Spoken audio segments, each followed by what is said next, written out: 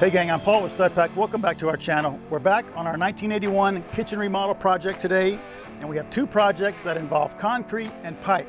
In one of them, we're gonna fill the pipe with concrete, and in the other one, we're gonna encase the pipe with concrete.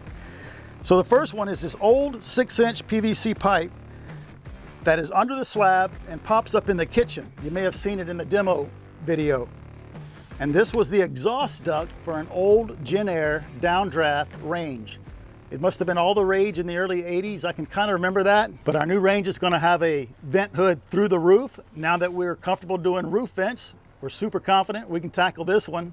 That roof's pretty steep, but it's a huge attic. And the funny thing is about this neighborhood, you drive around, you see one of these in everybody's flower bed. It's the funniest thing I've ever seen. And to boot it off, there's no screen or anything to prevent critters from going in there. And they always get full of water. So we're gonna dig this out, cut off this 90 way down here. But before we start on that, let's head to the backyard and we'll show you our second project today. Alrighty guys, our second project has to do with the underground electrical service for this home. It's coming up underground into this conduit, into our meter. And then my electrician pointed this out right here.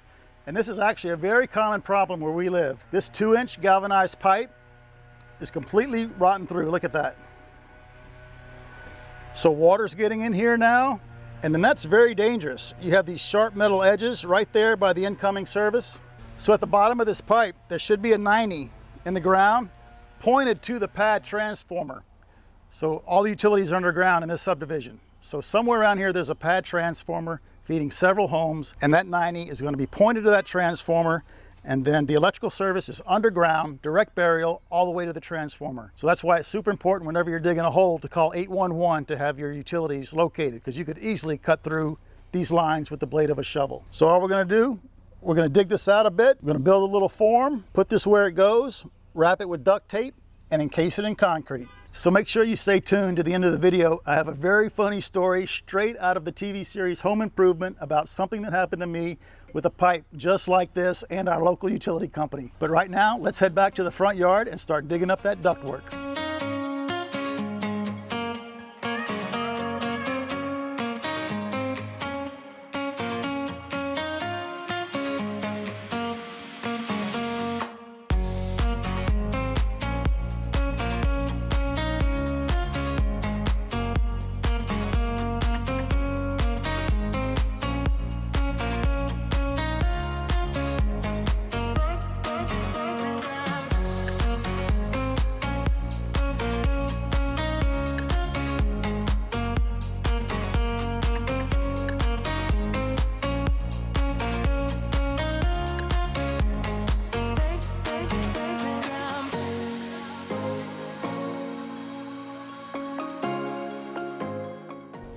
All right, both sides of that pipe are cut off where we want them, flush inside and just below ground here. But look at all the water in there. That thing's almost full. There's a lot more water in there than I thought, but I was anticipating that, and I brought this pump. I actually just picked this up from Lowe's like 2 weeks ago, and I've already used it to pump out a toilet, an outdoor fountain, and now some underground ductwork. So let's pump that water out of there.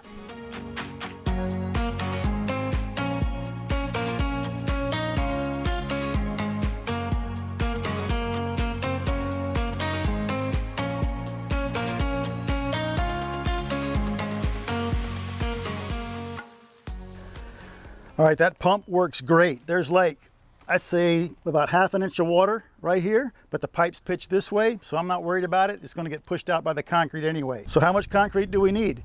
I think we've all been to the store 2 or 3 times in a day because we didn't get enough of something, or we got the wrong something, or we forgot something.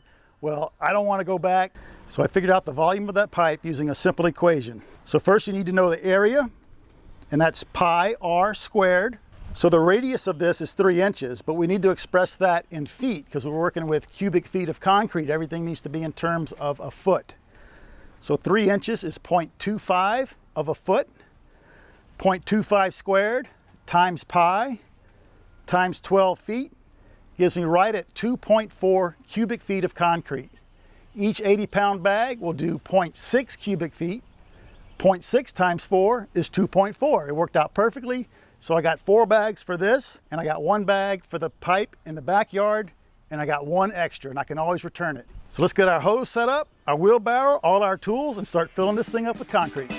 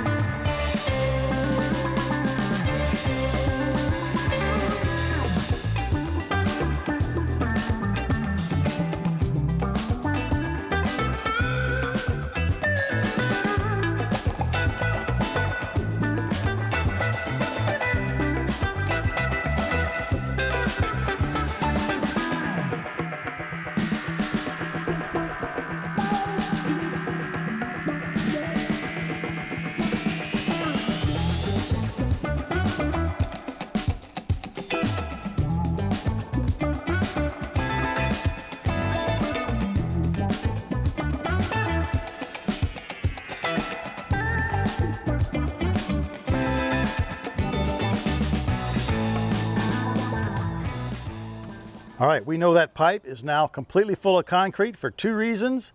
Number one, we used right at 4 bags of concrete, just like our formula told us it would. And then we also know it's full because all the concrete we put in from this end pushed all that water that was in the pipe, the amount we couldn't pump out, it pushed it out the other end. So we're really confident that thing's full. Awesome. So we'll clean this up tomorrow, put that dirt back, and we are done with this. Right now, let's head to the backyard and tackle that conduit. Alrighty, gang, before we start on this project, this reminds me of something that happened to me about 30 years ago. My wife and I were just newlyweds, and we were in our first house, and I think I was adding photocells to the outside of the house to turn on the lights when the sun went down. So it was after work, it was at night, I was in the attic working, and I knew I had to cut a piece of Romex to tie into it. I had turned off all the circuits that I thought it might be, but that line was hot and I cut it. And it was hot and sparks, just like in one of the last videos we did. But I was okay. I thought the worst that can happen, I'll trip the breaker. But when I was up there, the attic light dimmed about halfway. And after a few seconds, the whole house went dark just because of one cable that I cut. My wife was downstairs. She said, Paul, something's wrong. So she came up and got me with a flashlight. I went downstairs, and like I said, the whole house, no power. So I got my meter out, took the cover off the panel out in the storeroom, and I was getting some strange voltages like 67 volts, 30 volts. So I called a buddy of mine who owned an electrical contracting company. He says, sounds like you lost a phase. Now, I know a house is split phase, it's line A and line B, but I call them phases. We lost a line or a phase coming into our house. And what happened, this steel pipe, like I said in the beginning of the video, is supposed to have a 90 that faces the transformer. So when the wire comes out of that pipe, it's a nice gradual bend. My house didn't have that 90, so the sharp edge of this pipe had nicked the insulation on one of the feeder cables. And when I cut that wire, that surge finished it off and it grounded itself to this pipe. So I lost half of my incoming power, if that makes sense. So the guy said, just call the utility company in the morning. So my wife called me later that day. Actually, she paged me back before we had phones. She paged me. I called her, said the utility company's here and they're digging up our whole backyard. They changed our whole service from the transformer to the meter underground because I cut one cable, just like from the show Home Improvement. So nowadays, this is PVC, don't really have this problem, but we gotta fix this. So let's start digging.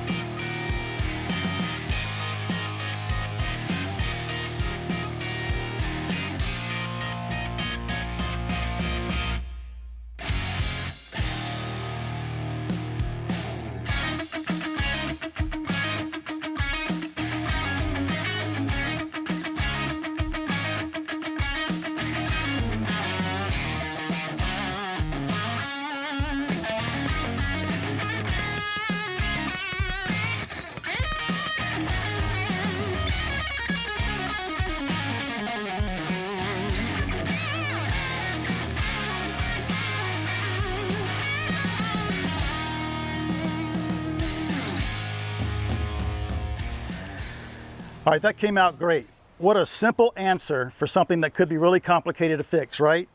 Less than $12, I'd say, in materials, something you might even have in your garage. Some wood to build a form out of, a bag of concrete, and some duct tape. Now, you'll notice in the time lapse, I was very careful right here. I even started digging with my trowel because I knew we had their Ethernet cable. It actually ended up under our form, so we moved it out of the way, so in case there's ever a problem with that, it's not under that concrete. Then we ran into the ground rod on this right-hand side, so we made our form a little bit more narrow, so that ground rod wasn't in the concrete, but that would actually be okay. So we're gonna let this sit up overnight, come back tomorrow, pull that form off, and show you the final result. Alrighty, gang, it's the next day. It actually rained last night, so the rain coming off of this roof splashed some mud on there, but that's all right. We'll clean it up. Let's take our form off and see how we did.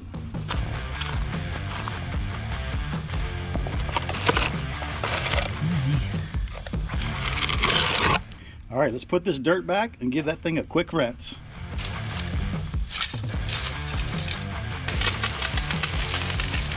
Cool.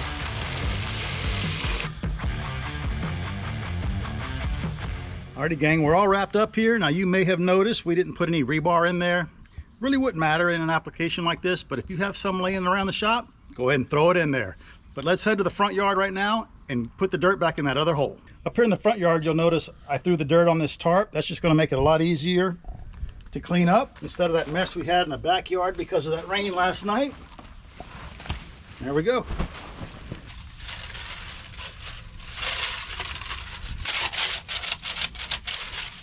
All right, can't even tell we were here, and that's how we like it. So we actually saved up 2 concrete projects and did them at the same time, so we're more efficient that way. So the homeowner told us we save him 30 minutes a month, or about 6 hours a year, just by filling this up. And we asked him why. He said, well, it fills up with water. I can tell when it needs emptying because when the exhaust fan's on, it'll start to gurgle. So he'd have to come out here with his shop vac, and he would fill it up 1.5 times with water, vacuuming that thing out. And we actually found a part to his vacuum cleaner in that pipe, and we gave it back to him. And if you notice that wheelbarrow that we were using, it has 2 wheels. If you don't have a wheelbarrow yet and you're gonna go get one with 2 wheels. It is so much easier. You're not gonna be struggling to balance that load, especially if you're moving concrete. And that's really called a roofer's wheelbarrow. The guys who do flat roofs, they use those up there, so the weight in the wheelbarrow is on 2 wheels instead of 1 and does less damage to the roof. That's gonna be a wrap on this video, guys. Find that like button for us, build a form around it, and pump it full of concrete. Ask us a question, drop us a comment, and subscribe if you haven't already. We really appreciate that, and we will see you on the next one.